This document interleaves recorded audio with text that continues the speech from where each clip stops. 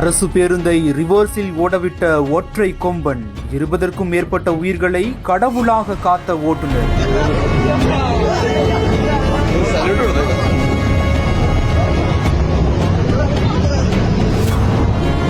கேரள மாநிலம் இடுக்கி மாவட்டம் மறையூரில் அரசு பேருந்து ஒண்ணு விரிகொம்பன், மூணார், உடுமலைப்பேட்டை மாநிலங்களுக்கு இடையேயான நெடுஞ்சாலையில போயிட்டு இருக்குது. அப்போதான் அந்த பகுதியில உள்ள வனப்பகுதியில போயிட்டு இருந்த போது அந்த பேருந்து திடீரென வழிமறிச்ச காட்டு யானை ஒண்ணு பேருந்துக்கு வழி விடாம நின்று இருக்குது. மேலும் தொடர்ந்து பேருந்து நோக்கி வந்ததால பேருந்துக்குள்ள இருந்த பயணிகள் எல்லாம் அலறிய நிலையில அந்த பேருந்தோட ஓட்டுநர் துரிதமா செயல்பட்டு பேருந்த ரிவர்ஸ்லயே இயக்கியிருக்கிறாரு. பேருந்து போறதை பார்த்த அந்த யானையும் பேருந்துக்கு முன்பக்கமாவே போயிருக்குது.